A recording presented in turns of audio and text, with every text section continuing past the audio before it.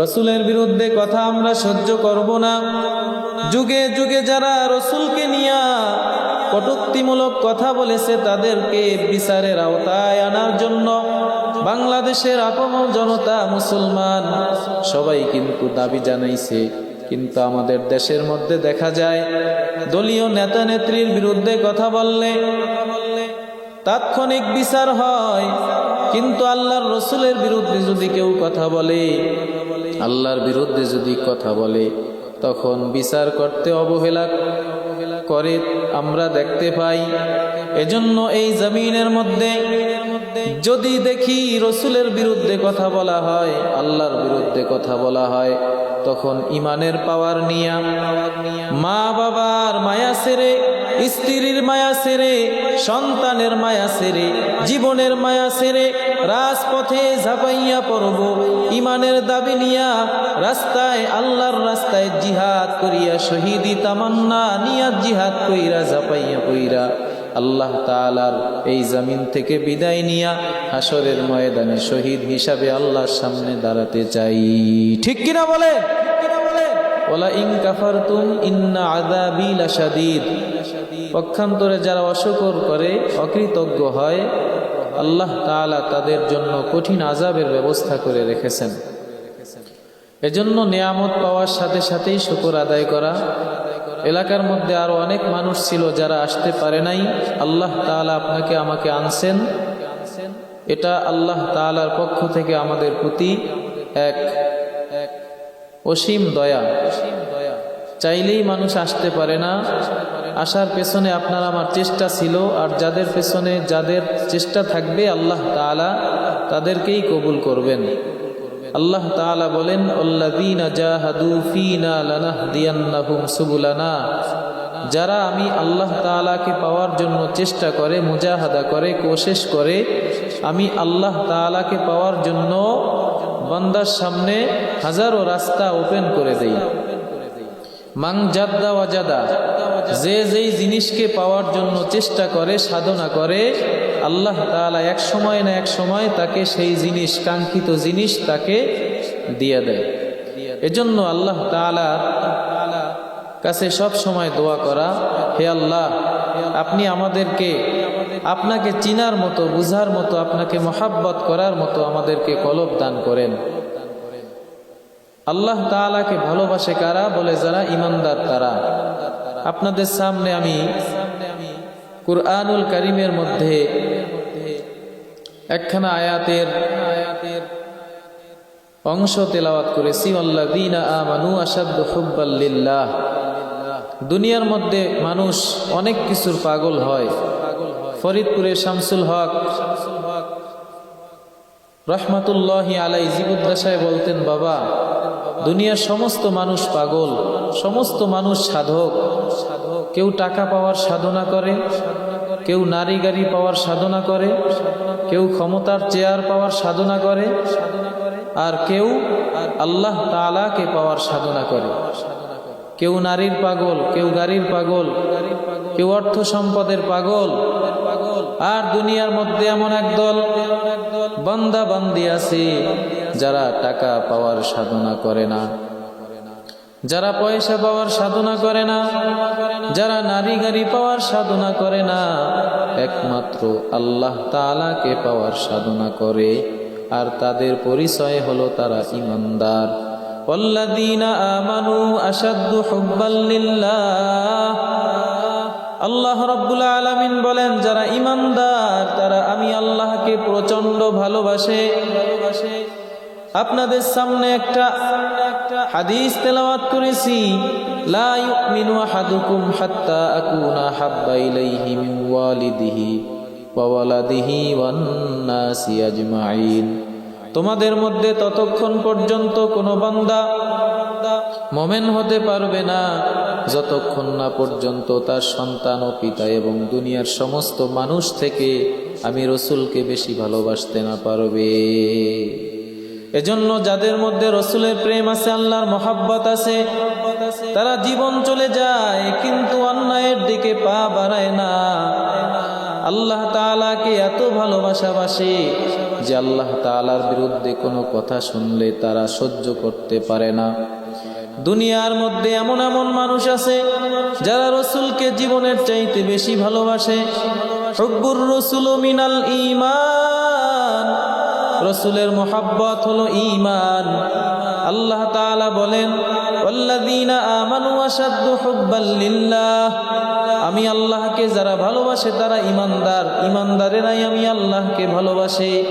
এজন্য মাঝে মধ্যে দেখবেন দেশের মধ্যে যদি কোনো মানুষ আল্লাহ তাআলাকে নিয়ে বিষোদ্গার করে, আল্লাহ তাআলার বিরুদ্ধে কটু কথা বলে, রসুলের বিরুদ্ধে কটু কথা বলে, বুঝি সেই লোকটা নামাজ পড়ে না, সেই লোকটা হজ করে না, যাকাত দেয় না, আল্লাহ তাআলার অন্যান্য হুকুমগুলা মানে না। কিন্তু আল্লাহর বিরুদ্ধে রসুলের বিরুদ্ধে কথা বললে তাদের ইমানের পাওয়ার বেড়ে যায়। আল্লাহ তাআলার বিরুদ্ধে যারা কথা বলে তাদের বিরুদ্ধে তারা অ্যাকশন শুরু করে দেয়। রসুলের বিরুদ্ধে কথা আমরা সহ্য করব না। যুগে যুগে যারা রসুলকে নিয়ে কটূক্তিমূলক কথা বলেছে তাদেরকে বিচারের আওতায় আনার জন্য বাংলাদেশের আপামর জনতা, মুসলমান সবাই কিন্তু দাবি জানাইছে। কিন্তু আমাদের দেশের মধ্যে দেখা যায় দলীয় নেতা নেত্রীর বিরুদ্ধে কথা বললে তাৎক্ষণিক বিচার হয়, কিন্তু আল্লাহর রসুলের বিরুদ্ধে যদি কেউ কথা বলে, আল্লাহর বিরুদ্ধে যদি কথা বলে, তখন বিচার করতে অবহেলা করে আমরা দেখতে পাই। এজন্য এই জমিনের মধ্যে যদি দেখি রসুলের বিরুদ্ধে কথা বলা হয়, আল্লাহর বিরুদ্ধে কথা বলা হয়, তখন ইমানের পাওয়ার নিয়া মা বাবার মায়া ছেড়ে, স্ত্রীর মায়া ছেড়ে, সন্তানের মায়া ছেড়ে, জীবনের মায়া ছেড়ে রাজপথে ঝাঁপাইয়া পড়ব, ইমানের দাবি নিয়া রাস্তায়, আল্লাহর রাস্তায় জিহাদ করিয়া, শহীদি তামান্না নিয়া জিহাদ কইরা ঝাঁপাইয়া পইরা আল্লাহ তাআলার এই জমিন থেকে বিদায় নিয়া হাসরের ময়দানে শহীদ হিসাবে আল্লাহর সামনে দাঁড়াতে চাই। ঠিক কিনা বলে? এজন্য মুসলমান ইমানদার আল্লাহর গোলাম সাহাবায়ে কেরাম নিজের জীবন দিয়েছেন কিন্তু ঈমান দেয় নাই, আল্লাহ তাআলাকে ভুলে নাই। এই দেশের মধ্যে দেখেন দেশপ্রেম ঈমানের অঙ্গ, হুব্বুল ওয়াতনি মিনাল ঈমান। এই দেশের বিরুদ্ধে কত মানুষ কত ভাবে চক্রান্ত করে, সেই চক্রান্ত থেকে দেশকে বাঁচানোর জন্য, আমাদের এই দেশকে পাকিস্তান থেকে, আমাদের এই দেশকে মুক্তি করার জন্য কত লক্ষ লক্ষ মা বোনেরা ইজ্জত দিয়েছে, কত মানুষ রক্ত ঝরাইছে, শহীদি মর্তবা নিয়ে তারা কবরের মধ্যে চলে গেছে।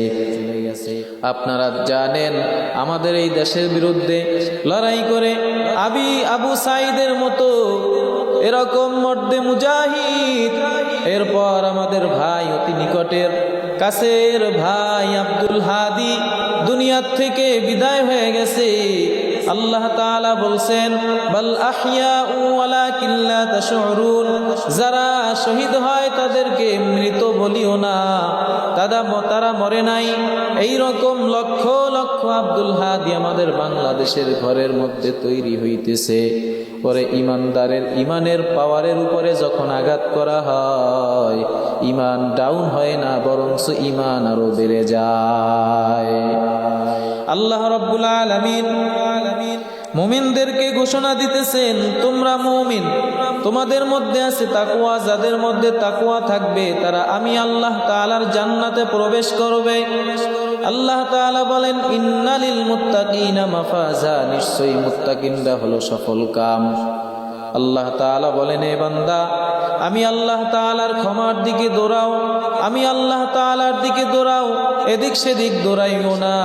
যারা আমি আল্লাহর দিকে দৌড়ায়, যারা জান্নাত পাওয়ার আশায় দৌড়ায়, তারা মুত্তাকি। ওয়াসারিউ ইলা মাগফিরাতিম মির রাব্বিকুম ওয়া জান্নাতিন আরদুহাস সামাওয়াতু ওয়াল আরদ উইদ্দাত লিল মুত্তাকিন। আল্লাহ তাআলা বলেন, আমার দিকে দৌড়াও, আমার জান্নাতের দিকে দৌড়াও, আমার ক্ষমার দিকে দৌড়াও। আল্লাহ রাব্বুল আলামিন বলেন, জান্নাত তো মুত্তাকিনদের জন্যই দিয়েছি, মুত্তাকি কারা? বলে যারা আমি আল্লাহকে ভয় করে, কোনো বেঈমানের কাছে মাথা নত করে না। ফেরাউনের যুগে ফেরাউনের একজন দাসী ছিল, তার নাম মাশেতা। তার নফসটা ছিল নফসে মুতমাইন্না। নফস তিন প্রকার: নফসে লাওয়ামা, নফসে আম্মারা, নফসে মুতমাইন্না। নফসে আম্মারা বলা হয় যেটা শুধু গুনাহ করতেই মনে চায়, নেক আমলের কাছেও যেতে চায় না, শুধু গুনাহ আর গুনাহ, এটাকে নফসে আম্মারা বলা হয়। নফসে লাওয়ামা যেটা গুনাহ করতে ভালোবাসে, আবার গুনাহ হয়ে গেলে অনুতপ্ত হয়, তওবা করে আল্লাহর দরবারে, এটাকে নফসে লাওয়ামা বলে। আর নফসে মুতমাইন্না এমন একটা নফস, যেই নফসটা শুধু নেক আমল করতেই ভালোবাসে, গুনাহের প্রতি অনীহা আসে। সেই মাশেতার এমন নফস ছিল যেই নফসে মুতমাইন্না আল্লাহ কবুল করেছেন। ফেরাউনের পালক একজন কন্যা ছিল, ওই কন্যার মাথা আশ্রাইতে গিয়া মাশেতার হাত থেকে তার চিরুনিটা মাটির মধ্যে পড়িয়া গেল। মাশেতা ওই চিরুনিটা উঠাইতে যাইয়া বলল, বিসমিল্লাহির রহমানির রহিম। এই আওয়াজটা ফিরাউনের পালক কন্যা শুনিয়া ডাক দিয়া বললেন, হে মাশেতা, আপনি কার নাম নিলেন এই চিরুনিটা উঠানোর জন্য? বলে, আমার মালিক রব্বুল আলামিনের নাম নিলাম। বলে, কে? বলে, আমাকে যে বানাইছে, তোমাকে যে বানাইছে সেই হলো আমার রব, তার নাম নিয়ে চিরুনিটা উঠাইলাম। বলে, আপনি কি আমার আব্বাকে খোদা মানেন না? আমার আব্বা তো ঘোষণা দিয়েছেন, আনা রব্বুকুমুল আ'লা, আমার মতো বড় খোদা কেউ নাই। এবার মাশেতা ডাক দিয়া কয়, আমি তোমার আব্বুকে খোদা মানি না, কশ্চিনকালেও মানি নাই। এবার ওই ফেরাউনের পালক কন্যা ফেরাউনের কাছে গিয়া যখন বলল, ফেরাউন মাশেতাকে ডাক দিয়া বলল, তুমি কি এটা বলেছো? বলে, হ্যাঁ। আমাকে কি খোদা মানো না? মাশেতা ডাক দিয়া কয়, আমার জীবন চলে যাবে তারপরেও আমি তোমাকে খোদা মানি না, কারণ তোমাকে আমাকে বানাইছেন তিনি হচ্ছেন আমার আল্লাহ। মাশেতাকে ভাবার সময় দিতেছে ফেরাউন।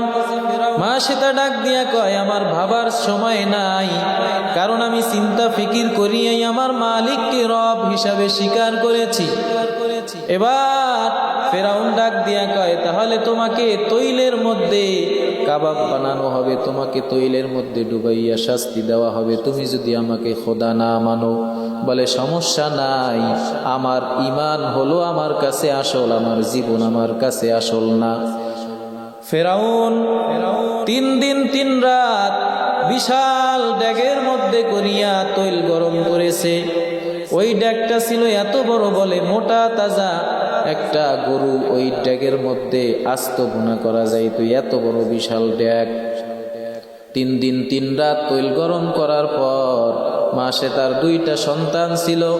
মাশেতাকে এবং 2 সন্তানকে ফেরাউন জল্লাদ দিয়ে ওই ড্যাগের কাছে আইনা বলে, এখনো সময় আছে, তাড়াতাড়ি আমার কদমে সিজদা দে, আমাকে খোদা মান।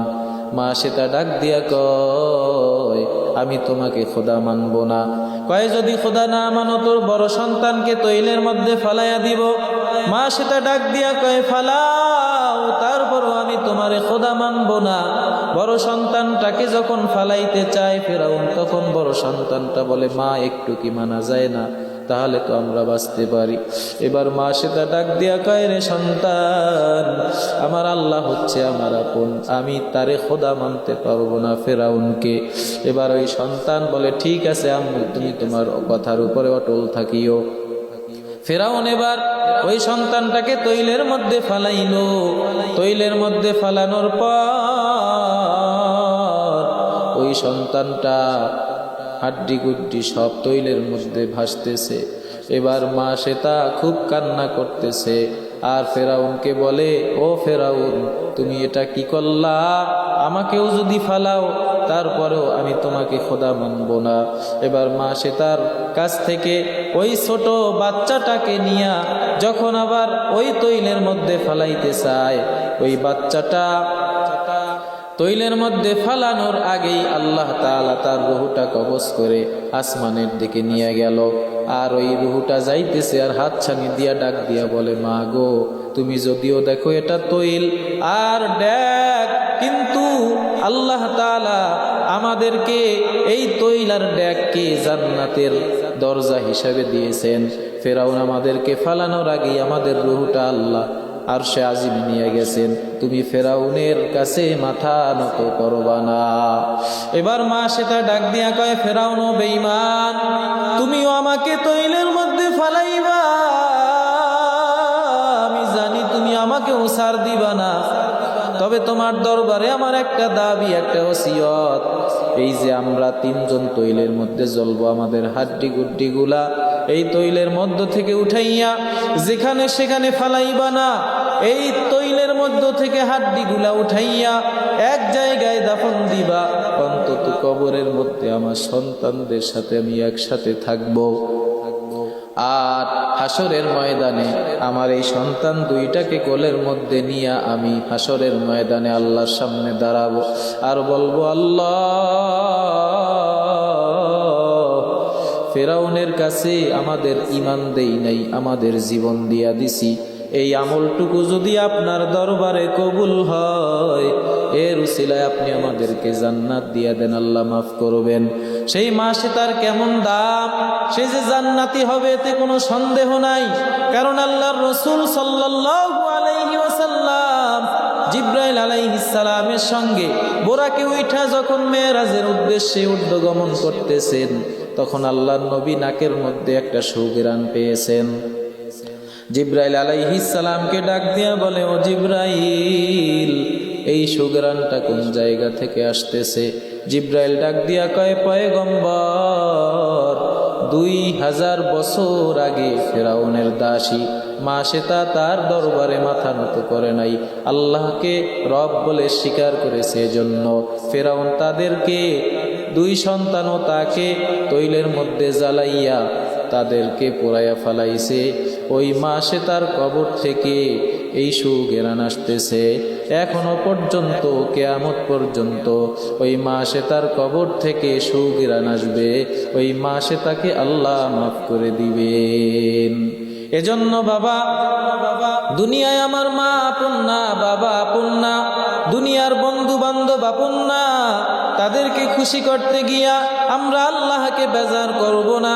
লা তাআতা লি মাখলুকিন ফি মাসিয়াতিল খালিক, আল্লাহকে বেজার করে দুনিয়ার কোন মাখলুককে খুশি করা হারাম।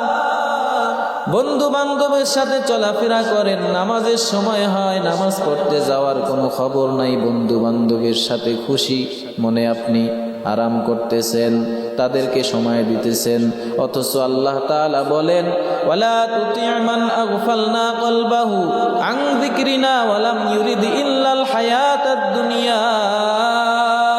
ওই সমস্ত বন্ধুদেরকে তোমরা সাথী বানাইও না যারা দুনিয়ার জন্য পাগল, আখিরাতের ব্যাপারে বেখবর। একটা মানুষের সাথে যদি আপনি চলাফেরা করেন, নামাজের সময় যদি না বলে যে ভাই চলো নামাজ পড়তে, নামাজের সময় হয়েছে, তার সঙ্গ আপনার দেওয়া মোটেও ঠিক হবে না। নবী বলেন, মান তাশাব্বাহা বিকৌমিন ফাহুয়া মিনহুম, যার সাথে যার মহাব্বত থাকবে তার সাথেই তার কিয়ামত হয়ে যাবে। এজন্য আল্লাহ ওয়ালাদের সাথে মহাব্বত করা লাগবে। সৎ সঙ্গে স্বর্গবাস, অসৎ সঙ্গে সর্বনাশ। যদি আপনি সৎ সঙ্গ ধরেন, এখান থেকে আপনার দিলের মধ্যে আল্লাহর প্রতি মায়া ও মহাব্বত, ভালোবাসা পয়দা হবে, তাকওয়া অর্জন করতে পারবেন। দিনের আলোচনা বেশি বেশি শুনবেন, তাতে ঈমান বৃদ্ধি হয়। ওয়াযাক্কির ফাইন্নায যিকরা তানফাউল মুমিনিন। দিনের নসিহত বেশি বেশি শোনার জন্য এই দিনই পরিবেশে সবাইকে আসতে হবে। আল্লাহ রাব্বুল আলামিন বলেন, ও বান্দা, যখন আমি আল্লাহ তাআলার জিকির তোমাদের মধ্যে করা হয়, মুমিনদের মধ্যে করা হয়, ইন্নামাল মুমিনুনা আল্লাযীনা ইযা যুকিরাল্লাহ ওয়াজিলাত কুলুবুহুম, তখন তোমাদের কলবের মধ্যে জালজালা শুরু হয়ে যায়। ওয়া ইযা তুলিয়াত আলাইহিম আয়াতুহু যাদাতুহুম ঈমানা ওয়া আলা রাব্বিহিম ইয়াতাওয়াক্কালুন। তোমাদের সামনে যখন আমি আল্লাহর কোরআনের আয়াত তেলাওয়াত করা হয়, তখন তোমাদের ঈমান বৃদ্ধি হয়, যার কারণে কারণে তোমরা আমি আল্লাহর উপরে তাওয়াক্কুল করতে পারবে। এজন্য কোরআন হাদিসের মাজলিসে বেশি বেশি আসতে হবে, আল্লাহ ওয়ালাদের বয়ান শোনা লাগবে, তাহলেই আপনার নফসটা নফসে মুতমাইন্নায় চলে যাবে। এরে বান্দা, আমরা তো মানুষ, আমাদের পেছনে তো শয়তান সব সময় বসে আছে কিভাবে জাহান্নামে নেওয়া যায়। এজন্য আমরা শয়তান থেকে আল্লাহ তাআলার কাছে পানা চাইব। আমরা তো মানুষ, মানুষের ঈমান বাড়ে কমে, ফেরেশতাদের ঈমান স্থির থাকে, বাড়েও না কমেও না। আম্বিয়া কিরামদের ঈমান শুধু বাড়তেই থাকে, বাড়তেই থাকে। এজন্য আমরা মানুষ, আমাদের ঈমান কমবে বাড়বে, তবে আমাদের খেয়াল রাখতে হবে যেই মাজলিসে গেলে ঈমান বেড়ে যায় সেই মাজলিসে বেশি বেশি যাইতে হবে। দুনিয়ার মাহায় মায়া মোহাব্বত অন্তর থেকে ফালাইয়া একমাত্র আল্লাহর গোলাম হওয়ার জন্য আমাদের সবাইকে চেষ্টা করতে হবে।